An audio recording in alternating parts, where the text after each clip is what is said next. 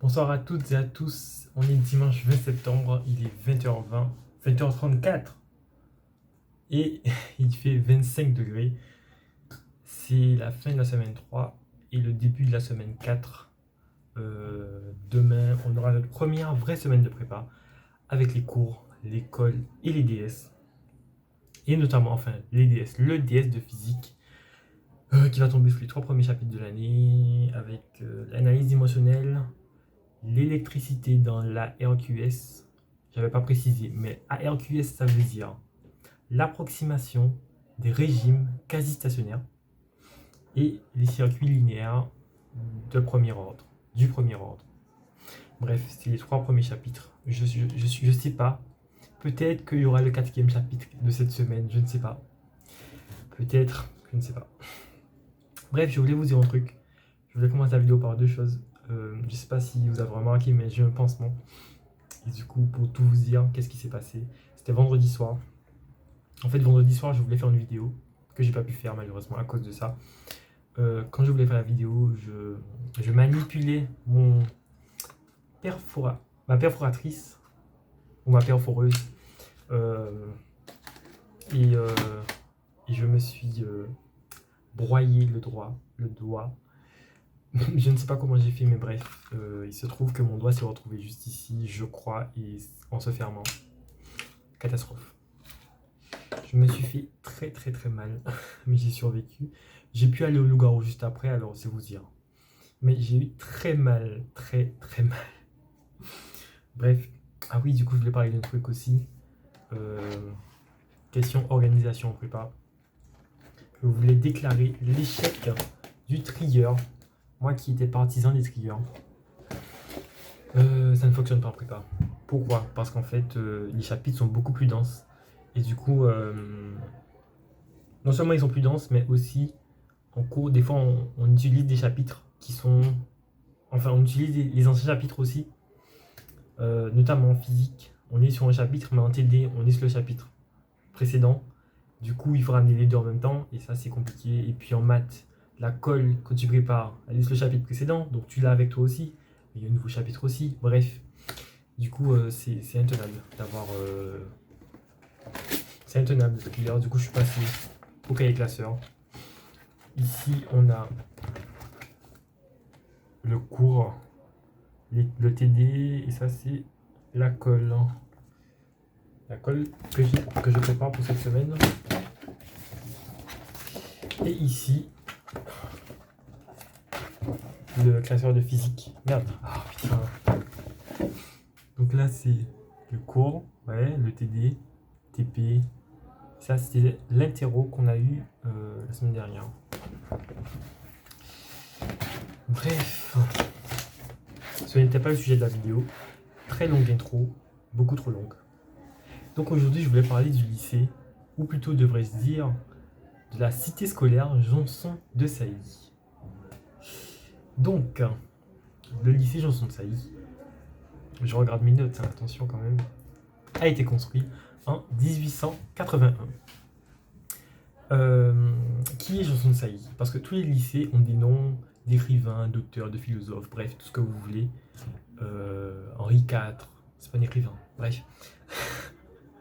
Mais Descartes, tiens, le lycée Descartes à Tours,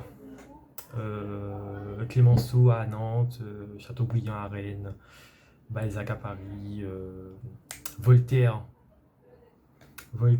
à Paris, bref. Janson de Sailly, qui était-il? Ce n'était pas un écrivain, ce n'est pas une personne de connue même. Mais il a été connu pour le lycée. Pourquoi? Du coup, pour raconter un peu sa vie rapidement, c'était un riche avocat parisien. Il se trouve qu'il a été trompé par sa femme. Et en fait, après ça, il a déshérité sa femme et il a décidé de léguer toute sa fortune à l'État pour construire un institut de jeunes garçons.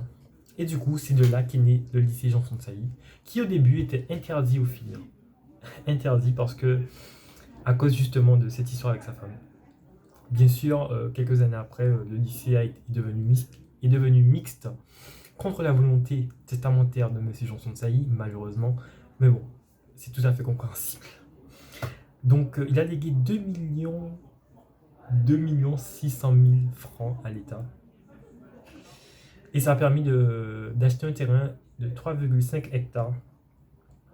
Je reçois trop de messages là. Les gars, arrêtez de parler. Bref, 3,5 hectares pour construire ce lycée. Petit point historique. Il y a du bruit dehors. Je dois descendre. Je suis attendu, en fait. Attendu, entre guillemets. Il y a un loup-garou ce soir. Et je dois être là. Dans moins de 5 minutes ou 10 minutes, je sais pas. Oui, pendant la Première Guerre mondiale, le lycée avait été transformé en hôpital. Voilà. Petit point historique.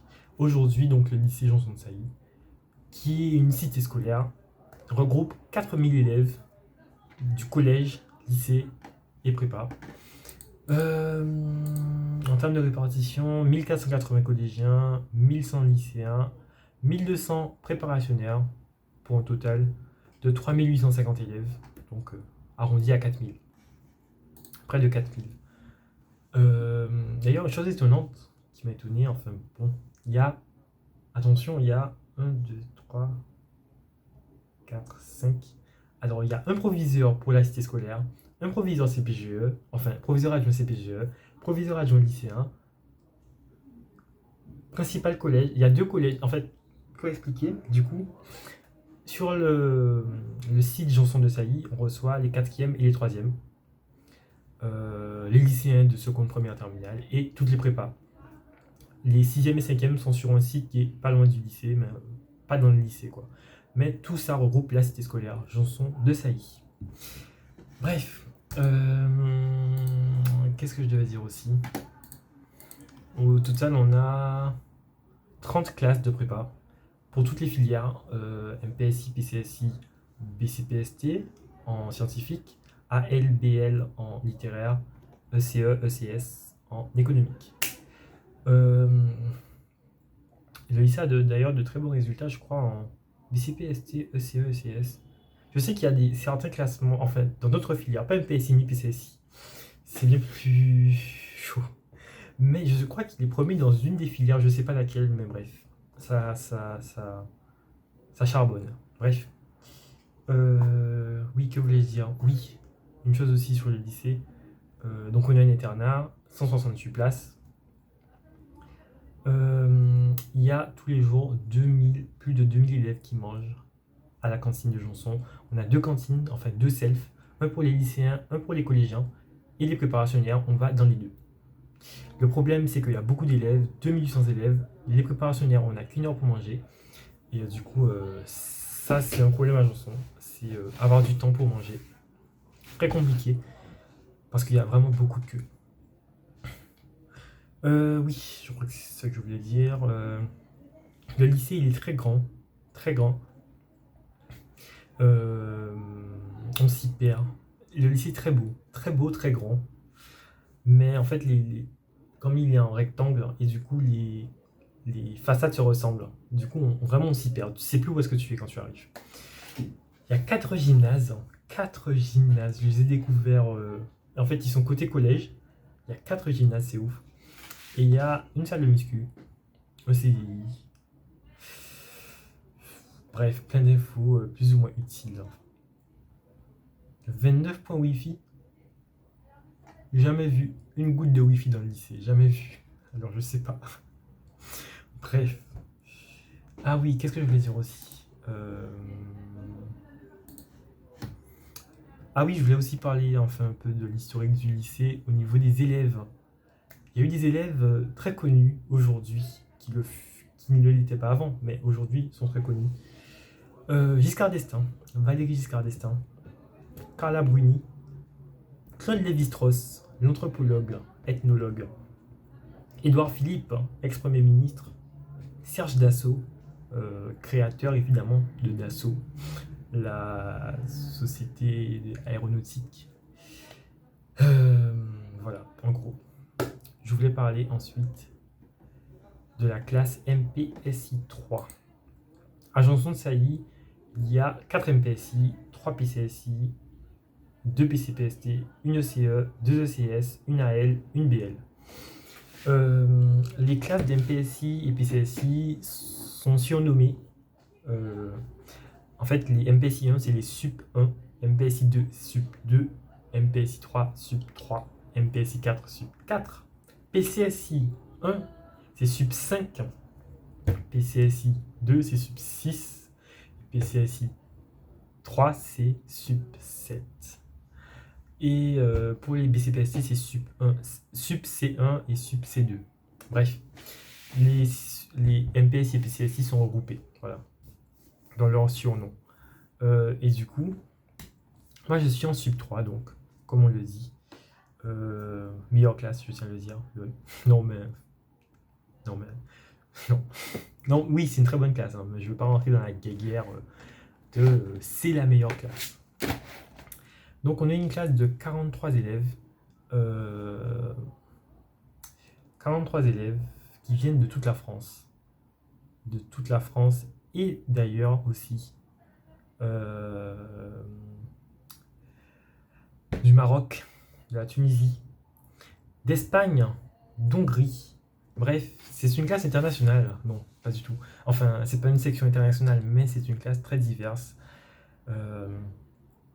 Et du coup, d'ailleurs, dédicace à... en fait, dans notre classe, enfin, à Janson, il y a un projet qui s'appelle CPJE, classe préparatoire Janson Europe. Et ça permet en fait de recevoir des élèves européens de toute l'Europe, en gros, en prépa, en France, modèle unique au monde de toute façon. Et donc on a une espagnole et un espagnol et une hongroise qui ont bénéficié de ce dispositif, qui parlent très très bien français, et pour ça je les admire, franchement, très franchement. Elle fait du français depuis 5 ans, et lui du français depuis la 6e, en équivalent français. Et il parle mieux que moi anglais, qui fait du français, il parle mieux que moi anglais, qui fait de l'anglais depuis la 6e théoriquement. Bref, voilà. Je voulais aussi parler de la diversité à Janson, ça c'est quelque chose. C'est quelque chose parce qu'on reçoit des élèves de partout. Il y a des partenariats déjà, comme je l'ai dit, avec la CPJE. Putain, où est-ce que je retrouve ça là? Vite. On reçoit des élèves de toute l'Europe, ça je l'ai dit. Oui. Ah oui, il y en a, cette année, il y en a de Suède, de Pologne, d'Espagne et d'Hongrie. Je crois que c'est ça. Au niveau des CPJE, mais sinon on reçoit des élèves de Chine, Taïwan, Singapour, Tunisie, Maroc. Voilà. De notre classe, il y a un Tunisien, il y a des Marocains, bref, c'est vraiment un lycée très ouvert sur le monde. Ça c'est très bien, parce qu'on fait beaucoup de rencontres, des rencontres internationales. Ça c'est très bien. C'est vraiment une ouverture sur le monde. C'est très cool. Bref, je crois que j'ai dit tout ce que je voulais dire. Je parle beaucoup. Et je vais donc presque m'arrêter. Du coup, 2-3 petites infos sur Janzay. Ce week-end, enfin aujourd'hui, il y avait une initiation au golf à Janzay. L'une des activités proposées. Et aussi le concours interhéritage. Oui, il y a un concours interhéritage qui va commencer ce jeudi avec la première épreuve de tennis de table. Ce concours interhéritage va se dérouler sur toute l'année. Je vais en parler dimanche prochain. Et je profite pour annoncer du coup la prochaine vidéo dimanche sera sur Janzay. Voilà, ce magnifique lieu dont je parle souvent.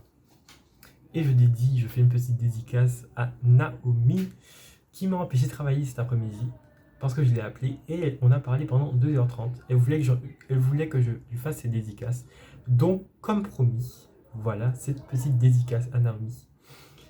Voilà.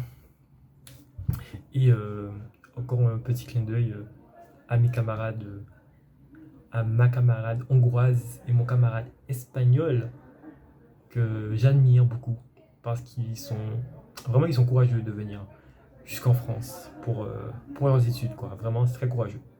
Et vraiment, ils parlent tellement bien français que voilà quoi, je me sens ridicule en anglais à côté de ça.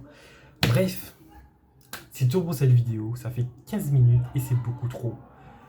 Merci beaucoup d'avoir suivi. Pour ceux qui sont restés jusqu'au bout, vous êtes les meilleurs. Merci. Bonne soirée. Je vais au loup-garou.